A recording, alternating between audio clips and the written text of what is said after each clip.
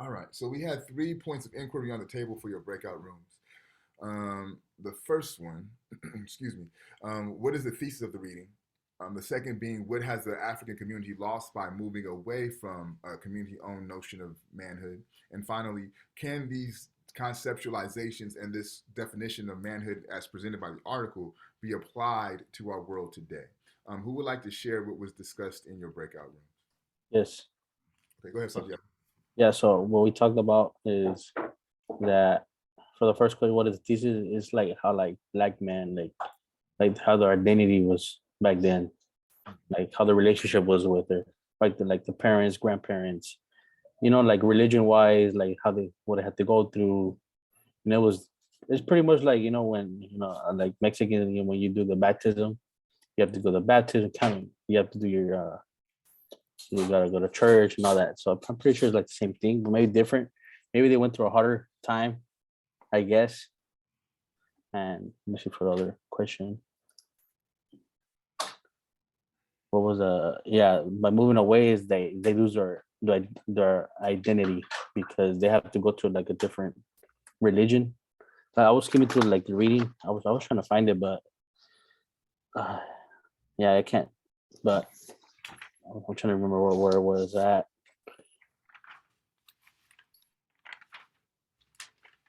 Like they have to go through like different type of like numerous rites, right?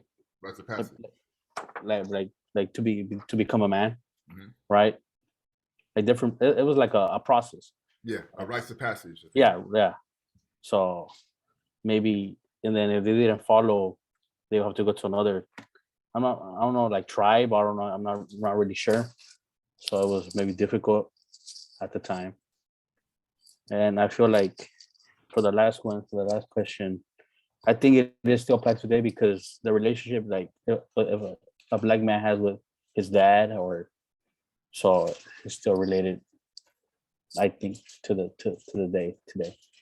Thank you, Santiago. But I do want to point out to you all that Santiago did beautifully, right?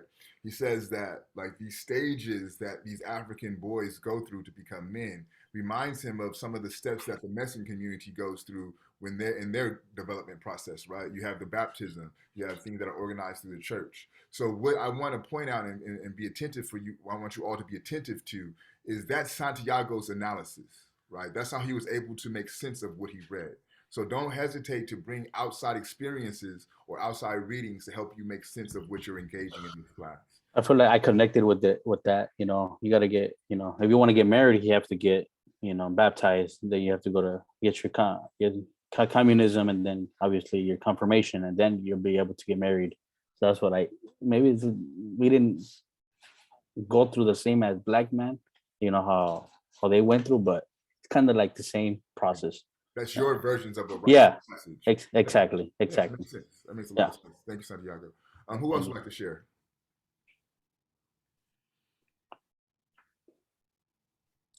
I could go. Okay. So I was grouped with Jennifer and Zion. So we were kind of discussing so regarding the thesis, what we found out was it was more about the role of men in a community and what were the aspects that were regarded like, worth, worthy to be a man, to put it in simple words. The second one that we were thinking was what has the African community lost by moving away?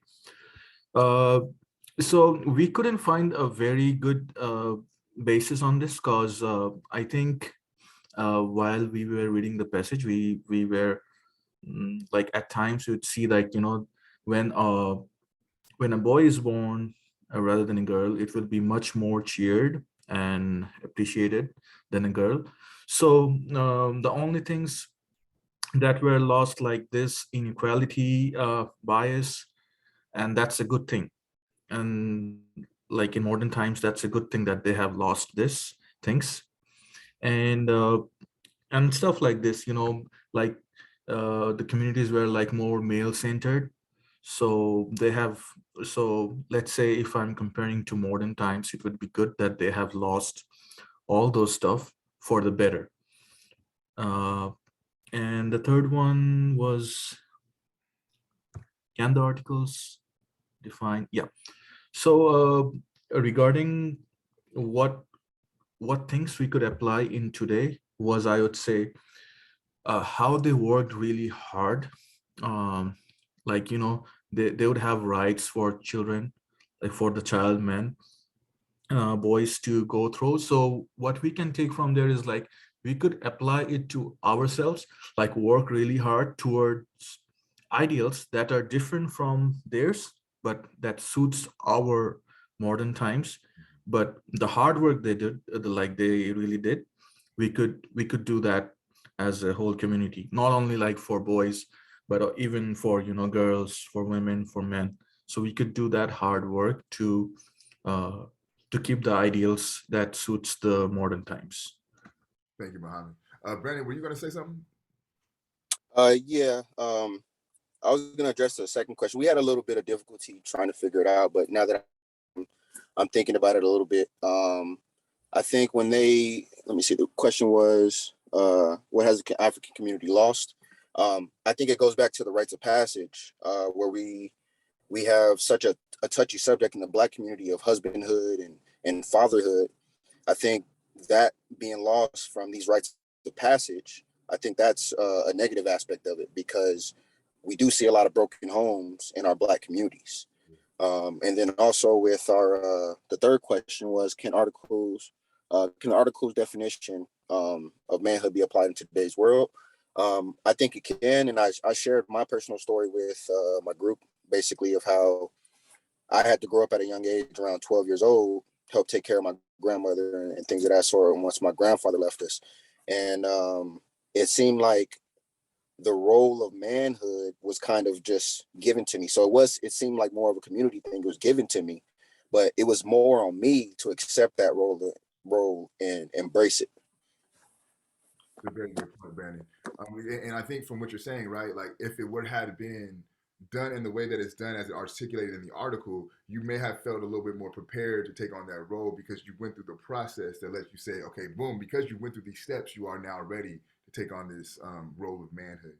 Perfect. Thank you all. Right. So just because I'm looking at the time, shit, we kind of we're running up on time. So I'm gonna move through my notes fairly quickly so we can have an effective fishbowl, and then we'll jump into after the fistball, we'll have a broader class conversation. So if I'm moving kind of quick, know why. If you need me to slow down, please let me know, and I'll do the best that I can. So the department chair, Dr. Nana Lawson Bush, is the author of this article. Again, a lot of the articles that we'll read will come from him. But fundamentally, right, we have to know that manhood was a socially owned and operated construct. Only the community possessed the right to determine who was a man, right? So I couldn't do it on my own. It would have to be initiated through the community. Manhood tied males to the ability to support others, and whatever that entails. So it wasn't even about it. Not only was it a community understood notion, right? Manhood was very much tied to your ability to be of assistance in the community. There was 4 consecutive stages that boys went through to become men. We know the first one was rites of passage. The second one was demonstration of physical prowess and adolescence. Third one was husbandhood, and the final one was fatherhood. Now, the article defines rites of passage as a highly symbolic, ritualized ceremonies that sought to introduce boys to male behavior, male social roles, and male-centered camaraderie. That is the various aspects of manhood, right? So this is what rites of passage was designed to do. There was 3 stages of rites of passage, or 3 times when young men went through rites of passage. The first being shortly after birth, more of a celebration ceremony. The second one being between the ages of 2 and 7, and then the final one being between the ages of 9 and 13. Okay.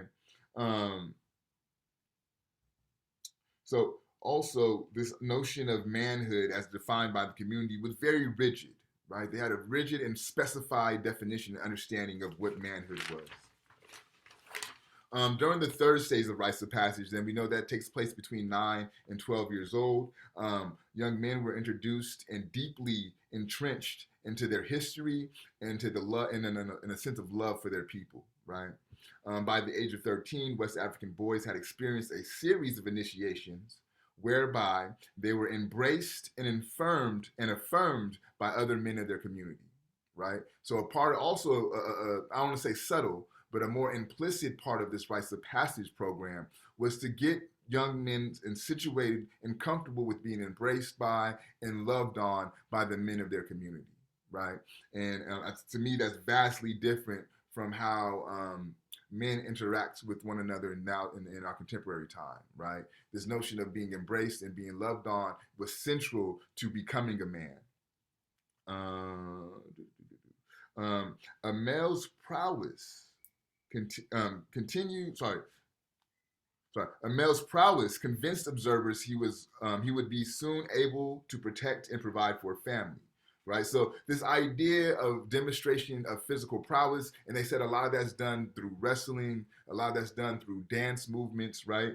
It has a very practical application, right? It's to show the other outside, to show the community that you are capable and able to not only protect your household, but provide for your household, okay? And it says that he did not marry until the community felt he could do so. So he would not be able to marry someone if the community did not feel you had the ability to protect and provide for your family. And this was demonstrated through your physical prowess being demonstrated, right? Theoretically, a man's goal was never to prove his physical might at the expense of his brother. And to me, this is very important, right? Because the way that they talk about physical prowess within the article, if you're not reading closely, you could assume that one may be able to use that physical prowess to upend or undermine authority, right? So, for example, if I had more physical prowess than my uncle, right, I would be able to use that physical prowess, wrestle him down, and to show that I'm a bigger man than my uncle, right? But they're saying that that's not how the society worked, because one, there was a hierarchy that you had to respect. And if it's my uncle and he's older than me, I'm not even going to try to wrestle him because that's going to show disrespect, right? Furthermore, I'm not going to do anything to my fellow man that might damage his well-being, whether that be physically, whether that be emotionally, whether that be spiritually, okay? A boy only became a man after he understood that he was his brother's keeper, right? So if you are in the process of being divisive or trying to attack your brother, then that would disqualify you from being a man as it's defined by the community. As I mentioned, dance was one of the many modes through which warriors proved their physical abilities. So I have a homeboy. Actually, he's in a master's program here at Cal State LA. His name is Prince Goombi. He's from Zimbabwe. And over the summer, not last summer, but the previous summer, we would do these manhood conversations in San Bernardino. And during one of these sessions, he mentioned that, this idea of tribal war that is very promulgated when it comes to African history, right? Like these clans and these tribes warring against each other, it's really a misnomer. Because what he says is it wouldn't really be war where people would be killed, right? There would be more dance competitions. And instead of actually engaging in the process of war, you would have a dance battle to see who won the war, right? And this kind of speaks to this in the article, where it says it's one of the many modes through which warriors prove their physical abilities, right? Then it goes on to say, as it pertains to this idea of husbandhood, courage is shown on the battlefield, not within the household, right? So there's no space for physical abuse. There's no space for emotional abuse. You keep that type of activity when it's time to engage in battle. Also, for men to bear 20 or 30 children, that wasn't even a big deal in the society, right? That was commonplace for them to have many children. He gives us the African Proverbs. The strength of the palm tree is in its branches. And it says that the palm tree symbolizes the father and those branches represent the son, right? So it also mentions that in every West African ethnic group that's studied, stories were found which celebrated strong, loving father-son relationships, right? And to me, this really stood out because I think about how this dynamics of the father-son relationship is really articulated, especially in the Black household in our contemporary times. And rarely do you see that loving relationship articulated, right? And I thought that was very powerful that he made sure to central the idea that these fathers and these sons have very loving relationships. And then finally, the basis of male leadership was more the art of oratory and argument than it was physical achievement, right? So the ability to see who is a good leader is not the ability to impose your will on someone, but your ability to orate, your ability to debate, and your ability to engage in verbal conflict, right? So those are my notes. We'll move into fishbowl. Remember, with our fishbowl, you could pull from your journal, you could pull from your breakout rooms, or you could pull from my notes. You have to go twice a semester. You have one time a semester to pass. Does anyone want to volunteer for fishbowl? Quick question. So it can just be about what you feel or how you relate to it. Anything. Yep. I'll go. Okay. Yeah, I'll go. Give me one I second. thought the reading was. Hold on, Brandon. Let me get everybody on the fishbowl, and then we'll have you go. Okay, give me 1 second. Let's get two more volunteers, or I'll call on two more people. Anyone else want to volunteer? I'll go, Professor. Okay, Jake. And one more. Okay, if not, Santiago, we gonna go? Yeah, I'll go. Okay, so we have Jake, Brandon, and Santiago. I think Brandon will start off. Santiago. Yeah, no problem. So I never like how it works, but we'll figure it out, right? Yeah, just say what you feel about the article, man. That's perfectly fine. Oh, just say what we feel about the article. Yeah. Okay. So go ahead, Brandon. Yeah, I wanted to. I thought the reading was pretty interesting, especially when they started talking about fatherhood and the relationship with fathers and stuff like that. Because me and my father have always had a great relationship. I mean, to this day, me and my father, that's my best friend. So, you know, learning from him and reading this article is like it's kind of been. I was kind of relating it hand in hand to my actual life and how I'm living and how he was teaching me, you know, and realistically, he was teaching me these things that is really embedded in us as Black people. I thought that was pretty interesting. Like I mentioned last week in class when they talked about the, let me see, it's in my journal here, like I said, where it said, even though you may be taller than your father, you still are not his equal. And addressing your reading, it was kind of like your physical prowess. Mm-hmm. Just because you may be physically stronger than your father or physically stronger than somebody older than you, doesn't necessarily make you their equal. So I thought that was pretty interesting. Yeah, thank you, Brandon. Who's next? We have Jake and Santiago. If you want, I could go, professors. Go ahead.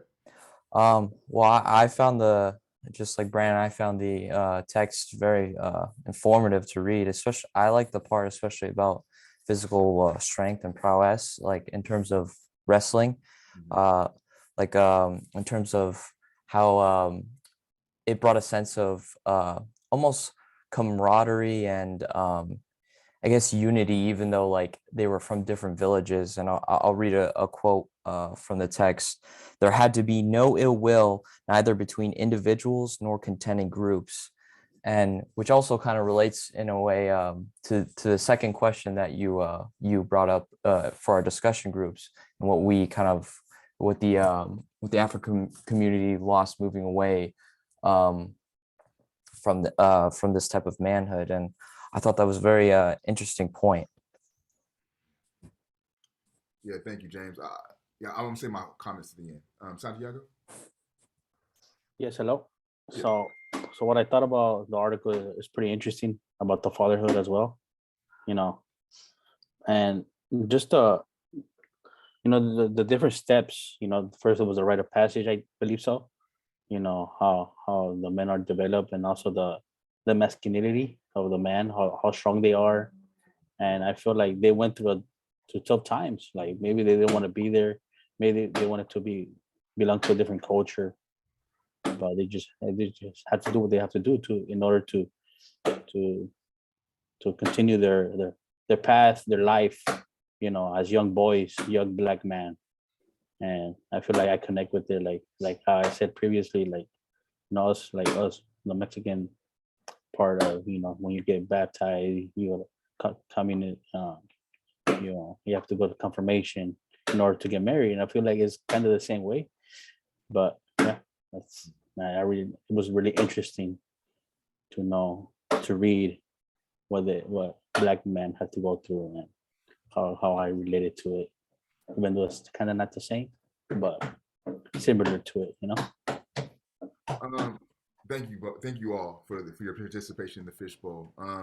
As we move it into a broader classroom conversation, I just want to kind of touch on something that Santiago said as it pertains to the rites of passage and like the rigor, right, and the difficulties of this rites of passage program. And he mentioned, some may not want to do that.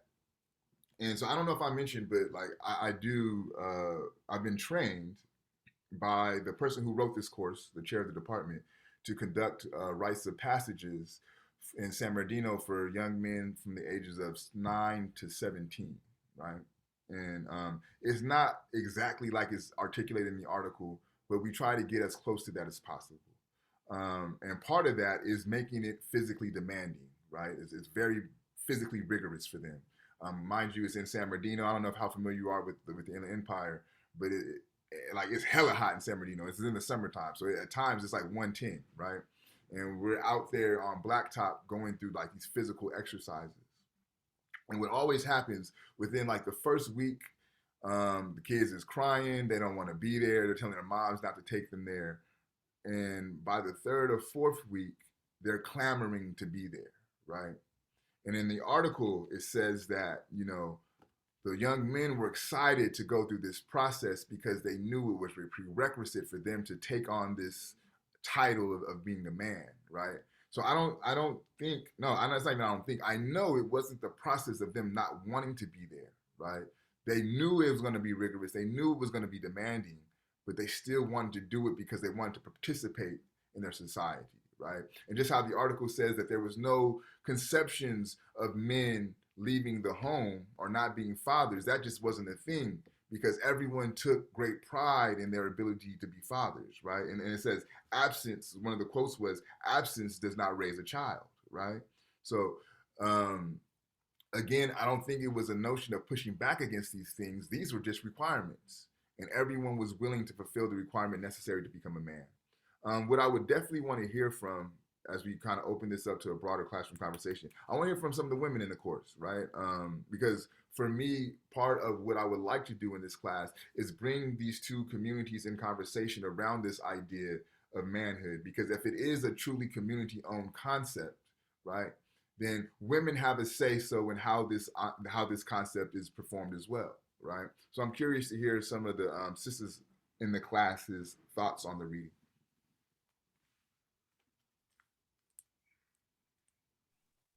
Oh, never mind.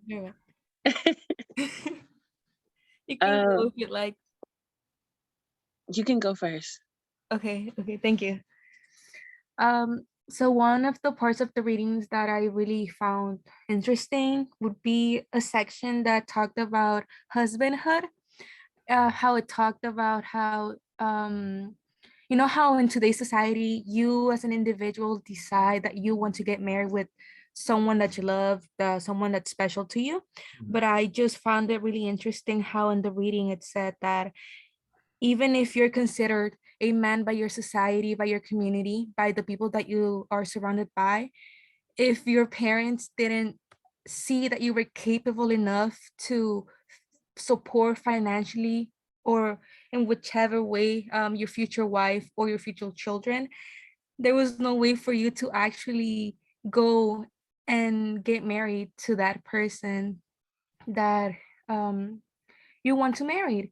So I just found that to be really interesting in a sense, because like I said before, that doesn't really, your parents may have an influence to your life, but how even if you are grown, you are a man, you have gone through all the rites of passage, you're not really allowed, if I may say, to truly go into that next stage of husbandhood if you don't show that you're capable of providing for your future family.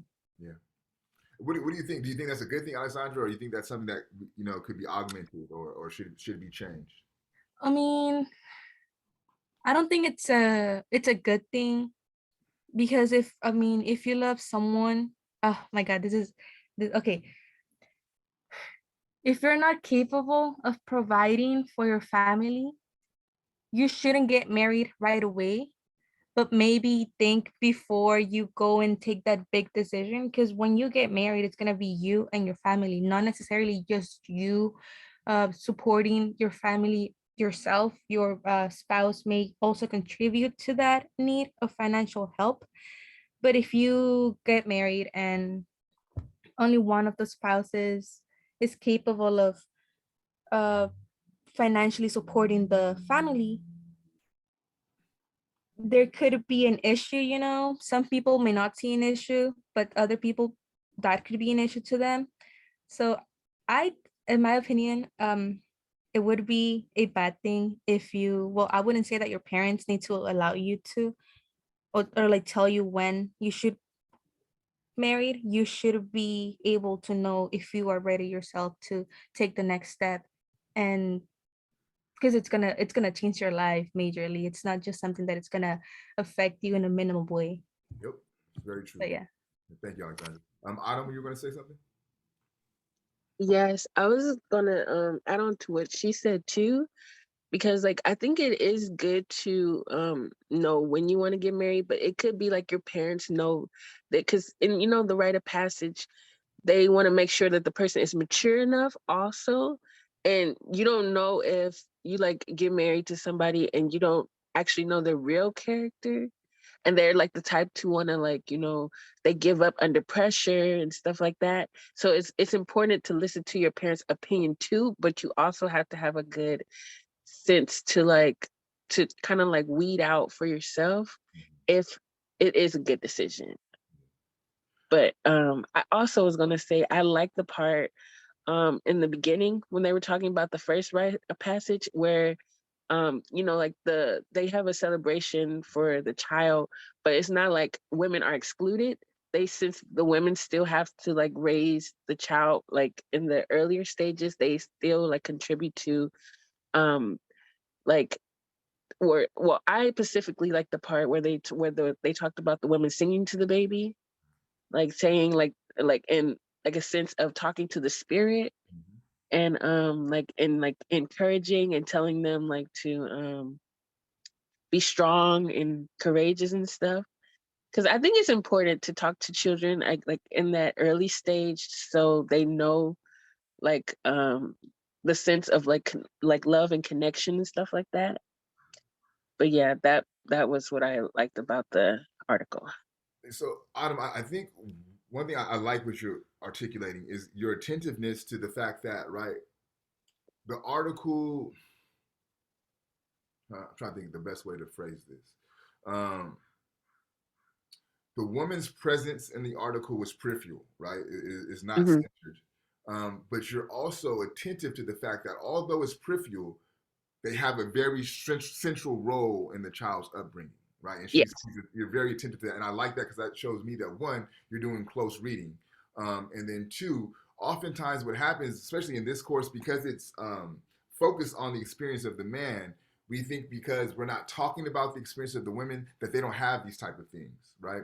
Women went Yeah. through their own types of rites of passage, right? And they had their own sense of, just as these men had these very rigid, defined definitions of manhood, women had their own defined and rigid definitions of womanhood, right? It's just we don't know about that because this class is about manhood. But Yeah.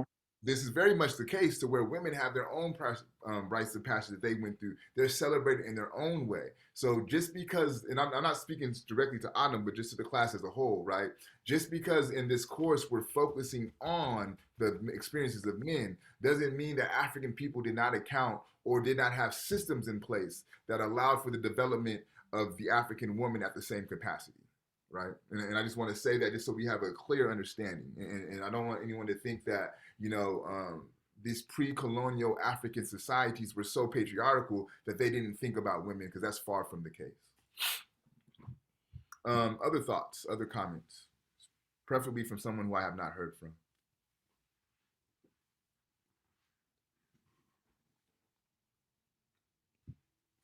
And you could volunteer, or I could just call on people. It's up to you. I could share one. I found it really interesting how like my peers talked about like the boys being celebrated. It kind of reminds me of like in the Chinese community, like how a boy is always going to be celebrated because they carry on the last name and so forth. You know, like they carry on the family language. Mhm. Kind of reminds me about that, like how the boys carry on their last names and you know they bring on other children to the village, whatever. Yeah, and I think also keep in mind the type of society that we're talking about, right? A society that's very dependent on farming, society that's very dependent on hunting, society that's very dependent on fishing, right? And not to say that women cannot do those things, but the way that the society was oriented, men were doing that type of work. And so to have another individual that would allow that work to be done was more of a cause for celebration. And I don't think it was celebrating man just for the man's sake, but it was more so a celebration for the capacity of work that the men could do to kind of keep the household provided for and protected, right? Good call out. Who else?